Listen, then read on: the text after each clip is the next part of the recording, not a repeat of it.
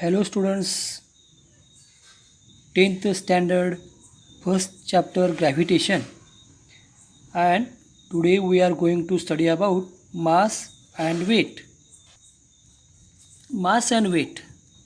What is mass? Mass is the amount of matter present in the object. That means the amount of matter, ज्याला आपण मराठीमध्ये द्रव्य संचय असं म्हणतो. The SI unit of mass is kilogram. आपण जे मास आहे वस्तुमान हे किलोग्रॅममध्ये मोजतो. Mass is a scalar quantity, म्हणजे ती अदिश राशी आहे. It's value is same everywhere.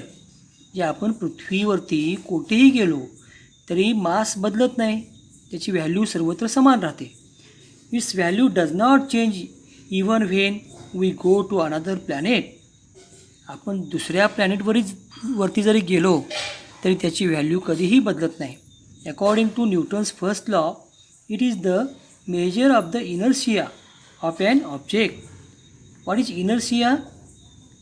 ज्याला आपण जडत्व असं म्हणतो, जडत्वाचं गुणात्मक माप. Higher the mass, higher is the inertia. याचं मास जास्त असेल तर त्याची इनर्शियासुद्धा कशी असते? हायर असते. नाव weight. What is weight? The weight of an object is defined as the force which the earth attracts the object. That means earth attracts each and every object on the surface and towards the center of the earth. The force F on an object of mass m on the surface of earth can be written using equation. म्हणजे हा जो force आहे, पृथ्वी प्रत्येक वस्तूला आपल्याकडं खेचून घेते, आपल्या केंद्राच्या दिशेने खेचून घेते. आता हा जो फोर्स आहे हा कसा लिहितो आपण? फोर्स म्हणजेच weight. Weight W is equal to F, that is equal to M into G. What is M? M is a mass of object. What is G? Acceleration due to gravity. But we know that what is G? G is equal to capital G capital M upon R square. What is G? Gravitational constant. What is M? Mass of the earth. And what is R? That is radius of the earth. Weight being a force, its SI unit is Newton. बलाचं एकक SI पद्धतीमध्ये Newton असं आहे. Also the weight being a force is a vector quantity. ही सदिश राशी आहे. and its direction is towards the center of the earth. आता हे जे बल आहे हे पृथ्वीच्या केंद्राच्या दिशेने असतं. As the value of G is not same everywhere. Gची व्हॅल्यू सर्वत्र सारखी असते का? आपण मागच्या तासाला बघितलं की Gची व्हॅल्यू बदलते. Gची व्हॅल्यू पृथ्वीपासून आपण वरती गेलो Gची व्हॅल्यू बदलते. पृथ्वीच्या पृष्ठभागापासून आपण जर आत गेलो पृथ्वीच्या अंतर्भागामध्ये तर Gची व्हॅल्यू बदलते. And therefore as the value of G is not same everywhere, the weight of the object changes from place to place. आणि म्हणूनच Gची व्हॅल्यू जर सर्वत्र समान नसेल तर पृथ्वीचं वस्तुमान देखील सर्वत्र वेट वजन सर्वत्र समान असत नाही. तो its mass is constant everywhere, परंतु त्याचं मास म्हणजे वस्तुमान कुठेही बदलत नाही. Mass is same everywhere but the weight of an object changes from place to place. Colloquial, we use weight for both mass and weight and measure the weight in kilogram, which is the unit of mass. आता आपण बोलीभाषेमध्ये weight आणि मास या दोन्हीसाठी weight असा शब्द वापरतो. But in scientific language when we say that Rajiv's weight is 75 kilogram. शास्त्रीय भाषेमध्ये आपण म्हणतो की राजूचं वजन जे आहे हे 75 किलोग्रॅम आहे. वी आर टॉकिंग अबाउट राजीव्स मास.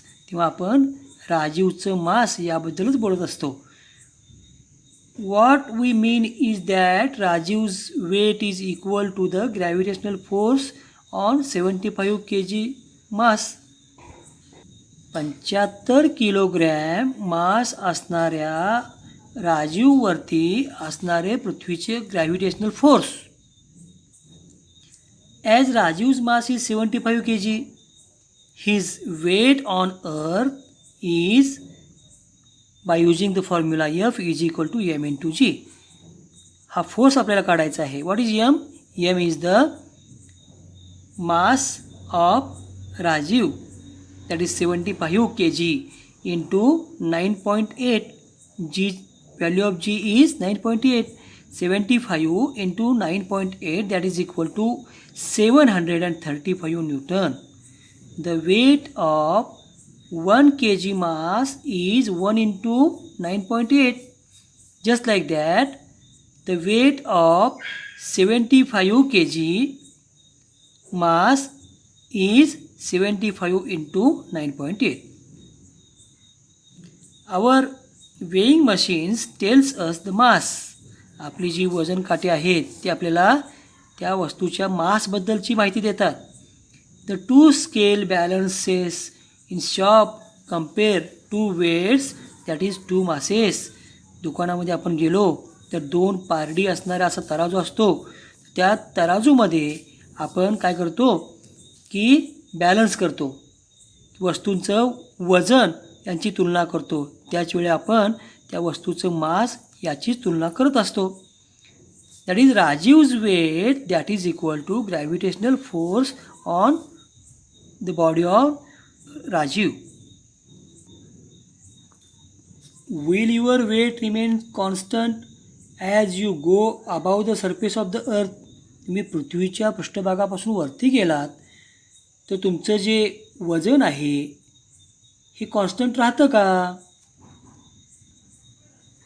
जर तुम्ही पृथ्वीच्या पृष्ठभागापासून वरती जाल तर तुमचं वजन कॉन्स्टंट राहणार नाही.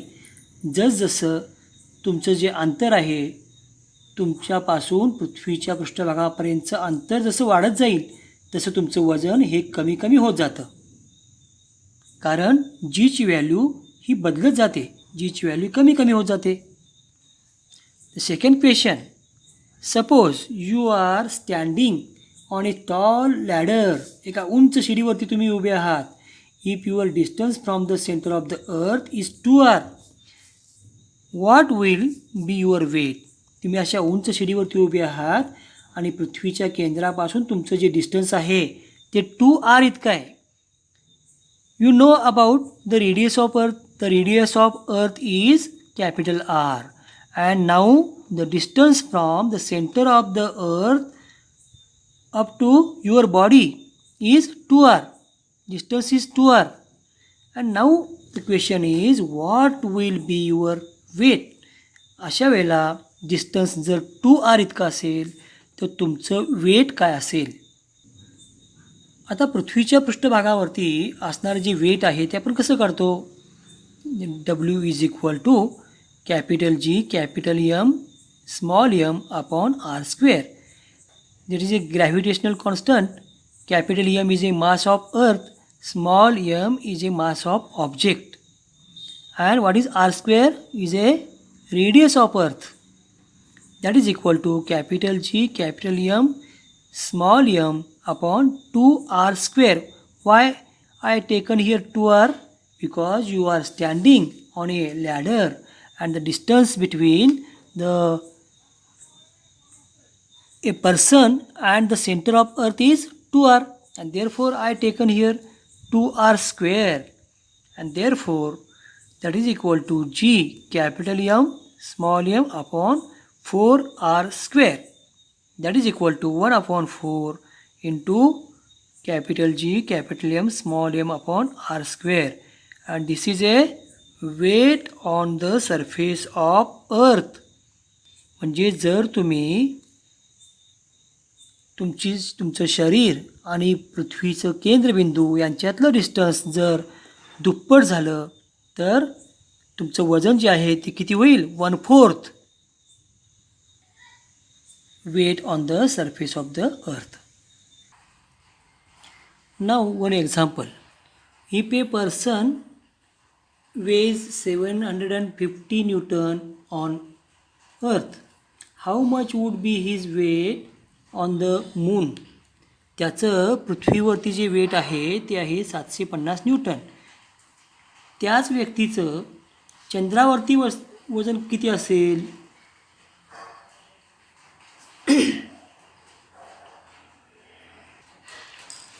Moons mass is 1/81 of that of the earth.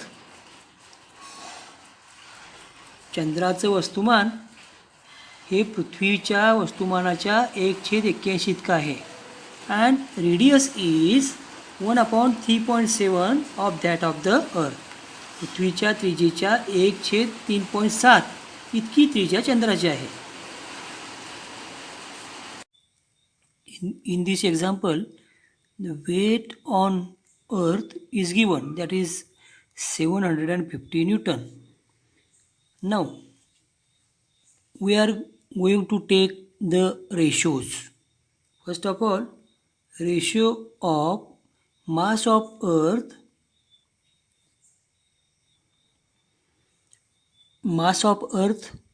ME, and mass of moon M. And we are taking the ratio capital M E, that is mass of earth upon mass of moon, that is equal to 81/1, that is equal to 81. Now we are going to take the ratios of radius of earth and moon. Ratio of radius of earth, that is RE, to the radius of moon, RM. R is the radius of earth and RM is the radius of moon, that is equal to RE upon RM, that is equal to 3.7/1, that is equal to 3.7. Let the mass of person be M kilogram. Now weight on the earth, that is equal to, आता ह्या पर्सनचं जे weight आहे पृथ्वीवरती ती किती आहे? That is equal to M/G, that is equal to MG. आणि ह्याची व्हॅल्यू जी आहे ती आपल्याला एक्झाम्पलमध्ये दिलेली आहे, ती आहे 750 newton. That is equal to M capital G capital ME upon RE square. This is a value of G, M into G. Now 750 is equal to mg capital M upon R square.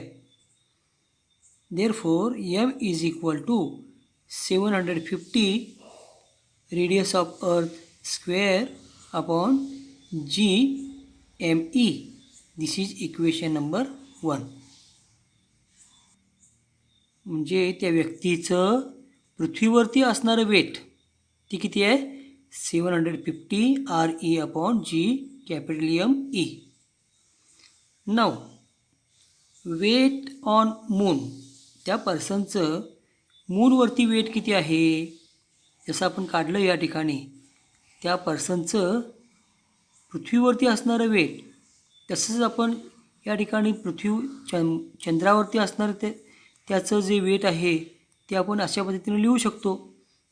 जसं आपण mass of earth घेतलं होतं तसं mass of moon घ्यावं लागेल.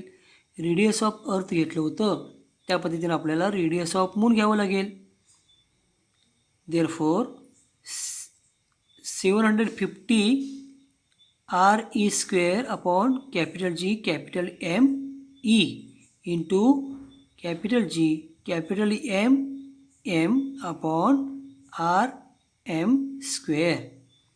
आता या ठिकाणी ची जी व्हॅल्यू आहे, ची व्हॅल्यू ही व्हॅल्यू या इक्वेशनमध्ये या ठिकाणी घातलेली आहे. M इज इक्वल टू आणि रिमेनिंग जो पार्ट आहे हा remaining part as it is या ठिकाणी लिहिलेला आहे. Therefore 750 into RE square upon RM square. into mass on moon upon mass on earth. That is equal to 750 into 3.7 brackets square. हा जो रेशो आहे हा आपण मगाशी बघितला आहे गणितामध्ये की हा जो रेशो आहे हा 3.7 असा येतो आणि देअरफोर 3.7 ब्रॅकेट स्क्वेअर इंटू 1/81.